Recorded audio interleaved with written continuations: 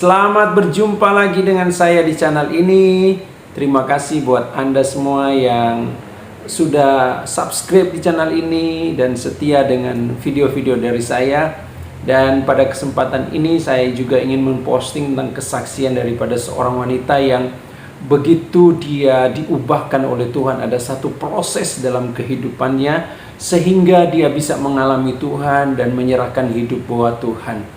Mari kita akan saksikan kesaksiannya dan silakan memberikan like dan komentar dan juga share video ini jika video ini bermanfaat. Mari kita akan saksikan bersama-sama. Tuhan memberkati.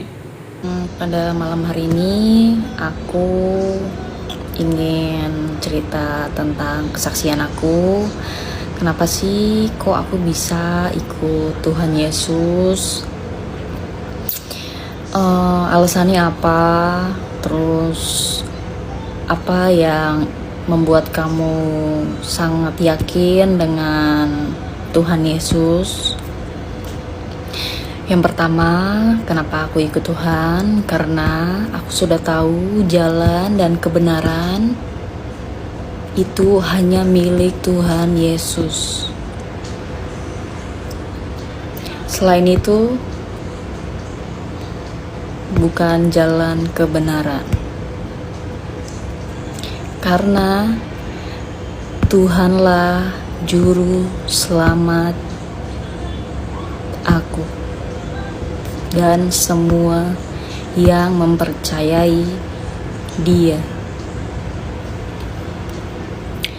Banyak yang bilang katanya aku ini ikut Tuhan karena laki-laki. No, aku ikut Tuhan bukan karena laki-laki, bukan karena hasutan orang, atau bukan karena pura-pura. Enggak, itu salah. Aku ikut Tuhan memang dari diri aku sendiri. Aku ikut Tuhan,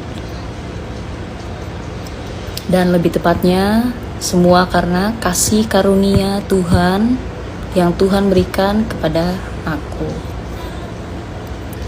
Singkat cerita, 2017 Tuhan datang di mimpi aku.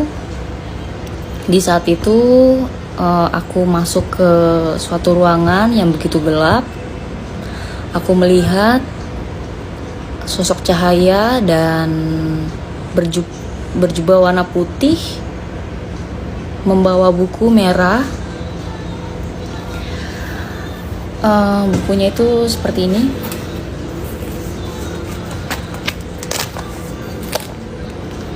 Dan dia di sini, dan ini berlapis emas.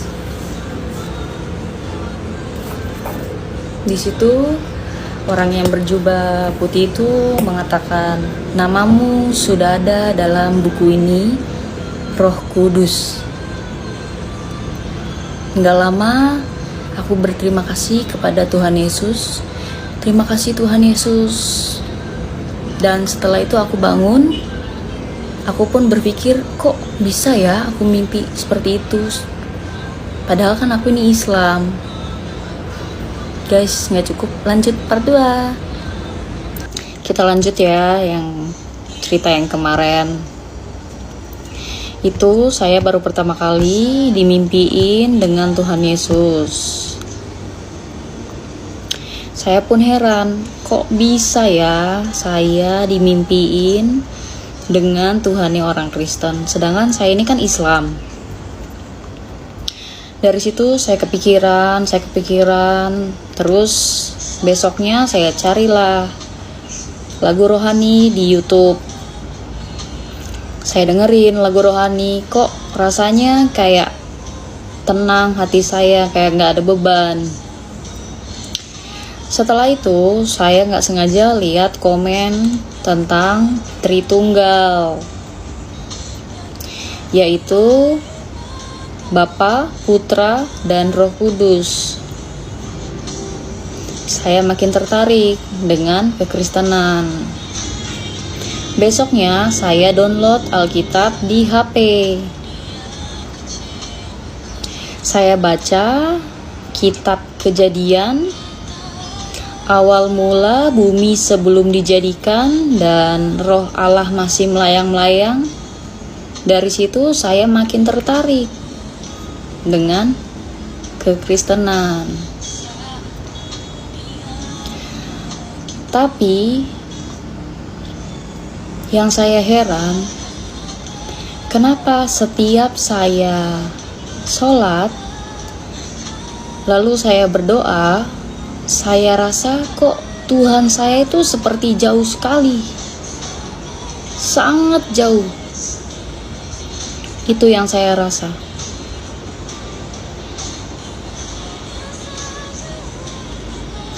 Padahal saya sholat duha, saya sholat tahajud, saya sholat, puasa Senin Kamis juga saya puasa.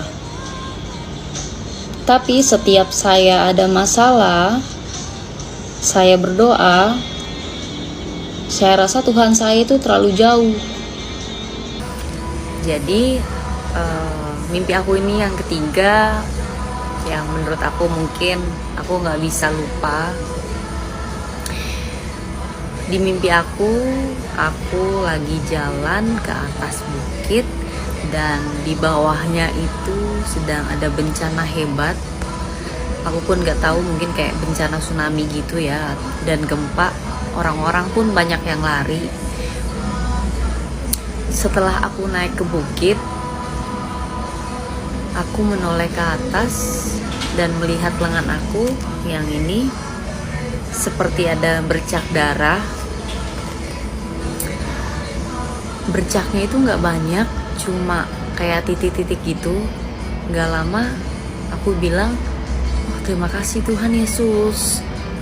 Aku juga nggak tahu bercak dari mana datangnya. Di atas pun kayaknya tuh nggak ada, cuma kayak mendung gitu.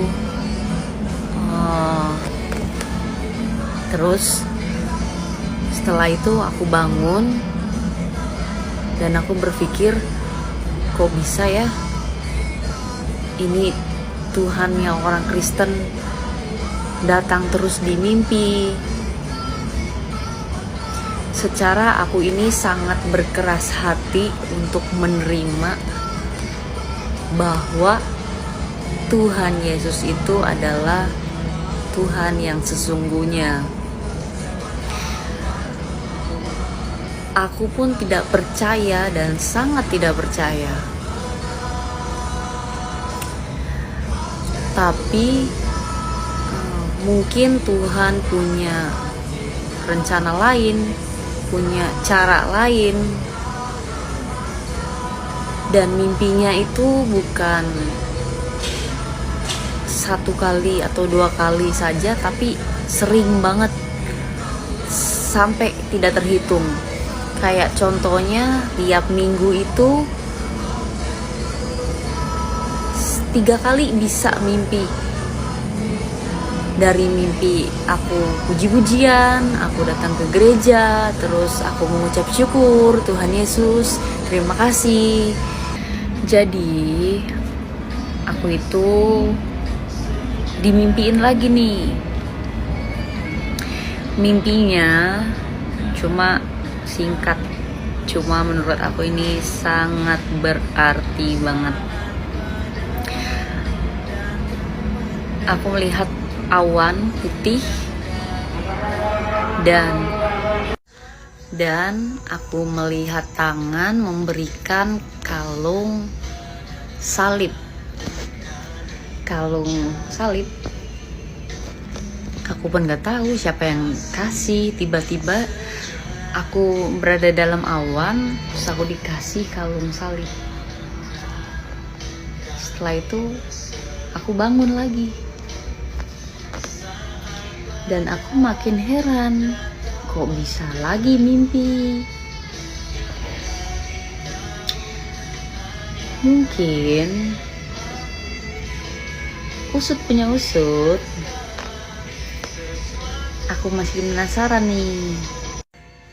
Dan aku makin cari tahu tentang kebenaran yang sesungguhnya. Aku cari tahu lah lewat video YouTube Christian Prince. tiap hari aku nonton. Setelah nonton, aku makin yakin bahwa aku harus pindah dari agamaku yang dulu dan mengikut Tuhan Yesus.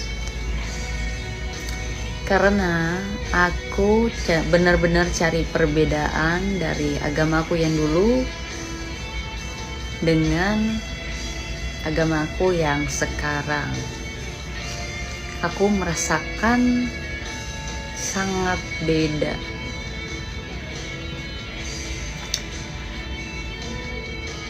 Mungkin ini karena kemurahan hati Tuhan, karena kebaikan Tuhan. Aku sampai saat ini benar-benar bersyukur, benar-benar berterima kasih. Dan aku akan cerita mimpi yang keempat, yang menurut aku ini sangat dahsyat. Ini mimpi aku yang paling dahsyat menurut aku ya. Setelah aku dibaptis tahun 2020, hari ketiga, Tuhan datang di mimpi aku. Sebelum aku dibaptis, aku sebenarnya ingin sekali dibaptis awal tahun 2020. Pada saat itu aku sadar kelakuan aku masih belum baik. Aku masih sering ngomong kasar, aku masih sering ke clubbing. Tapi aku melepaskan itu semua demi mengikut Tuhan Yesus dan hidup kudus. Jadi setelah hari ketiga aku dibaptis, Tuhan datang dan aku melihat kuburan salib yang begitu banyak. Pada saat itu terjadi bencana juga. Ini bencananya lebih dahsyat. Aku pun kurang tahu bencananya itu apa. Sampai banyak korban, dan itu aku melihat kuburan salib yang banyak. Di situ aku sedang duduk dengan mamiku. Mamiku itu adalah nenekku, dan beliau masih hidup sampai saat ini. Tidak lama Tuhan datang, memakai jubahnya yang putih, mukanya tidak kelihatan tapi bersinar, sangat bersinar sekali. Dan Tuhan tunjukkan tangannya yang berlubang.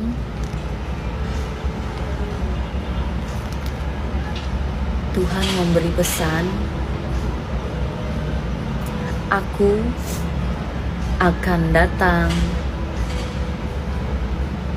pada penutupan akhir zaman ini.